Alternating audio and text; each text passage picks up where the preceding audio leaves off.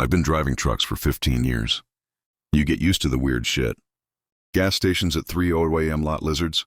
Addicts wandering the parking lots. But what happened at that 7-Eleven last month still keeps me up at night. I was on hour 20 of what should have been a 14-hour haul. Popping caffeine pills, blasting metal, slapping myself anything to stay awake. My bladder was about to explode when I spotted this 7-Eleven store. Standing like this sad little beacon in the middle of nowhere. The parking lot had just one car, a rusted-out Civic, plastered with stickers about government mind control. Perfect, exactly what I needed at 3:00 a.m.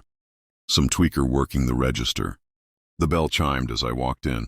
Behind the counter stood this rail-thin dude, maybe mid-20s, staring at his phone. He didn't look up. Just stood there with this. No. It all smile that didn't reach his eyes. Bathroom, I asked. He pointed to the back, still fixated on his screen. His fingers looked wrong somehow. Two long joints bending at angles that made my stomach turn. The nails were chewed raw and dried. Blood had caked around the cuticles. I chalked it up to exhaustion and headed toward the restroom. The floor was sticky, making that sick peeling sound with each step. The whole place reeked of burnt coffee and bleach and something rotten. Inside the bathroom, fluorescent lights buzzed overhead, one of them flickering like a strobe, 2 stalls. One urinal crusted with God knows what. I locked myself in the first one, my knees practically touching the door. I was getting down with my business when I heard slow breathing. It was coming from the next stall over, not normal breathing this wet, rasping sound like someone drowning from the inside out. Sorry, man, I mumbled, embarrassed. Someone was listening to me piss. No answer, just that breathing. For a second, everything went quiet. Hello, I called out. The breathing has stopped. The silence that followed was worse. I finished quickly and stepped out, ready to get the hell out of there. The faucet was dripping, each drop hitting the stained porcelain, with a rhythmic ping that seemed to get louder. I turned the tap to splash some water on my face. The mirror in front of me faced all the stalls behind. As I leaned forward, I caught something in the reflection. Movement in the right beside mine from where I heard the breathing.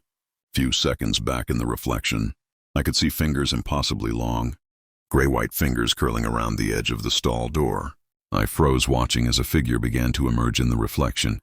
The cashier, but he looked total psycho this time. His eyes wide, shoulders hunched at an impossible angle. The smile looked 10 times more sinister, and he was drooling like some mad dog about to snap. I hurriedly lunged for the door. It wouldn't budge, the handle turned, but a force seemed to block it. The lights flickered once, twice, then died.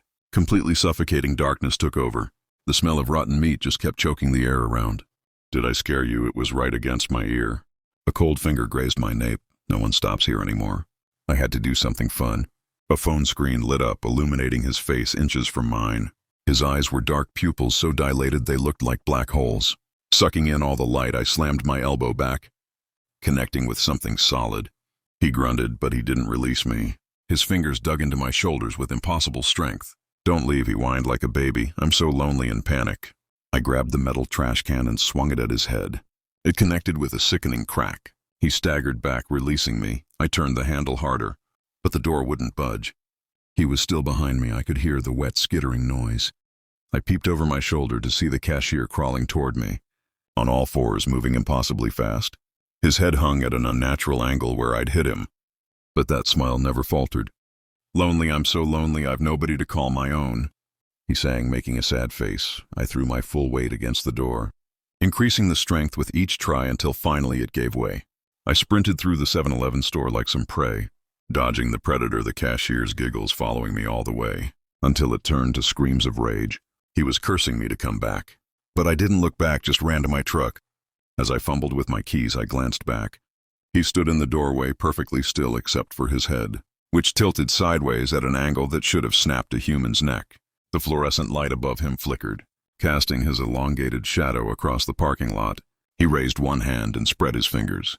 Too many fingers in a wave. Do come again, he yelled, like it was some casual night of fun for him. I was lucky that the roads were mostly empty that night. Otherwise, I definitely would have met with accident.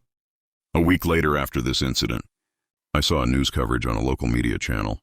They're talking about a man who worked at a 7-Eleven store. Many customers kept complaining about the bad stench in the bathroom of the 7-Eleven for days. When finally cops had to intervene, they found dead animal carcasses stuffed in the vents and stored spaces. Upon questioning, they arrested the employee who worked there. It was the same guy from that night when the cops asked him why killed stray animals and kept their dead bodies inside the store. He replied he didn't like being alone. Working the night shift at 7-Eleven was never something I listed on my bucket list. But money talks, and lordy, did I need it. My coworker, Mia, had cautioned me about all the weirdos who come out at night. Just keep pepper spray in your pocket, she'd said while laughing. I laughed too. I wasn't worried about creeps. I can handle myself. The first few hours went by without much happening. A couple of late-night snackers, some drunken college kids rolling around laughing at the candy aisle, and a cat lady buying beer. She smelled of her cats. Around 1:03 a.m. the store had gone quiet. The humming fridge and the occasional click of the tilted surveillance camera reminded me of my existence. From time to time I leaned down on the register, arm tucked under my head just for a minute. I promised myself just a quick nap. A blast of cold air hit me in the face. I flinched but didn't move, probably the AC kicking on. Then another gust rippled through. But this time wasn't just air. This gust carried with it a rancid, refuse smell that made my nose crinkle. I opened my eyes and nearly shrieked. A man's face hovered inches from mine, grinning ear to ear, eyes wide like he was watching something hilarious unfold. I jolted back in shock. The man laughed, laughed, like a child who just popped out of a closet to scare a sibling. "Sorry, ha ha ha," he said between chuckles. "Didn't know how else to wake you," feeling annoyed by his nonsense. I rudely replied, "Could have tried calling." He tilted his head, nodded slowly. Yeah, you're right.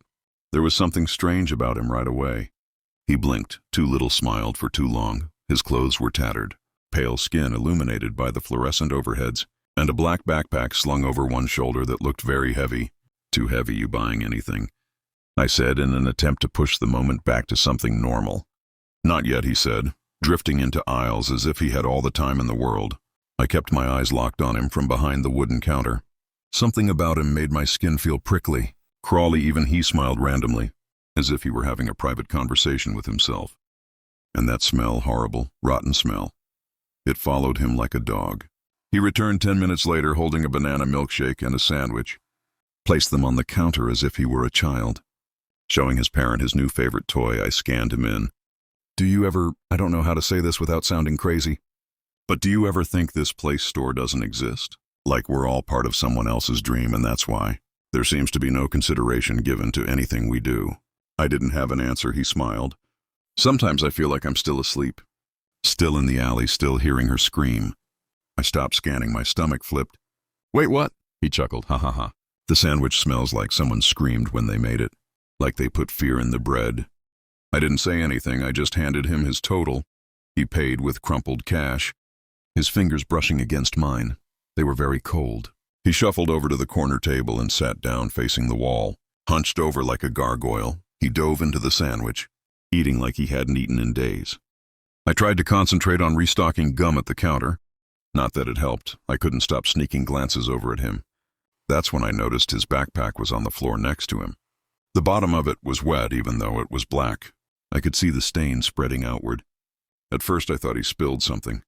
Then my mind blanked. Water, soda, anything. But then something inside me screamed at me.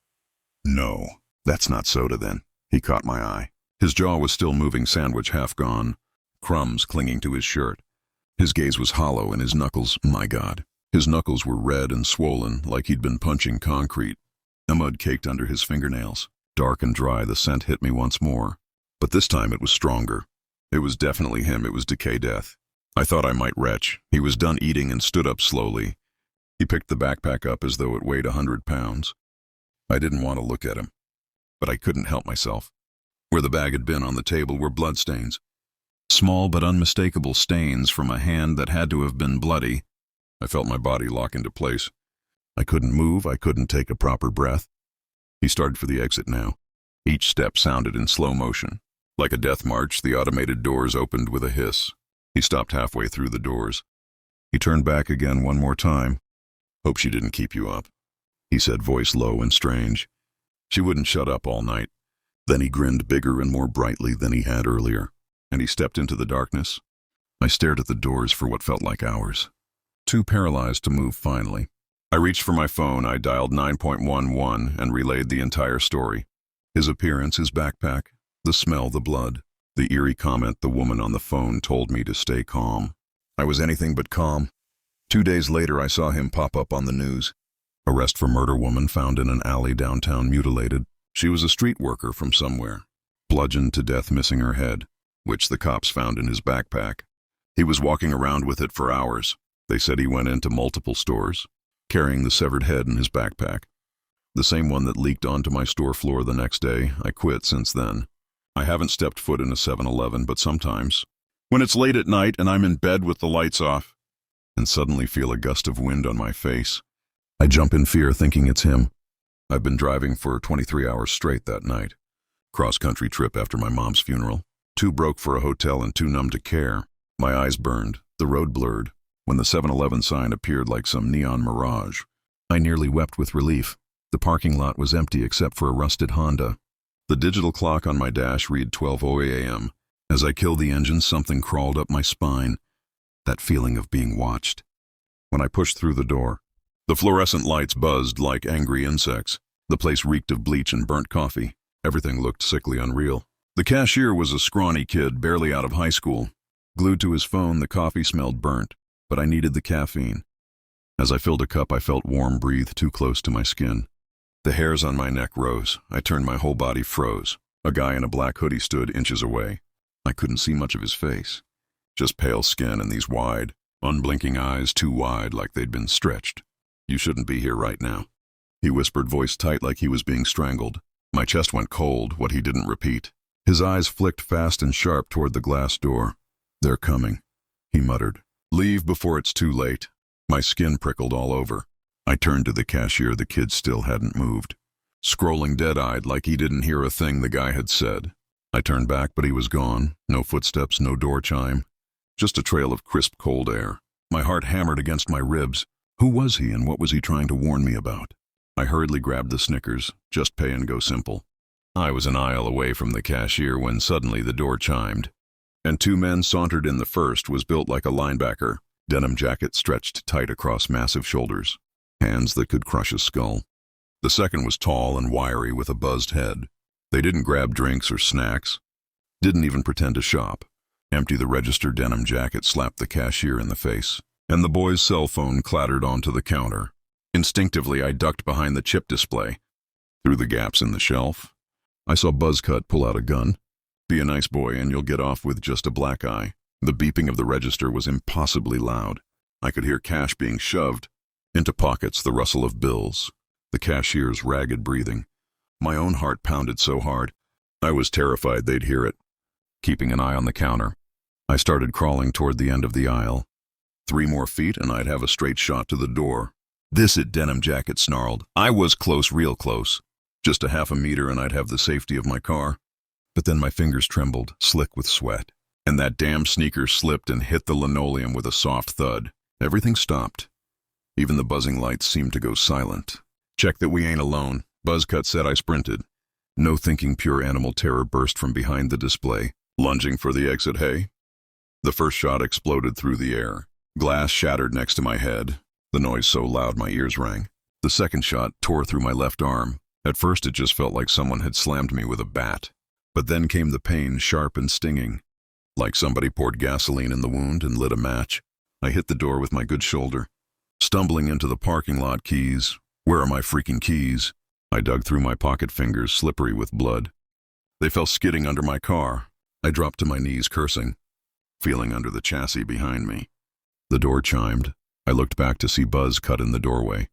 Gun pointed right at me just as our eyes met. My fingers closed around the keys.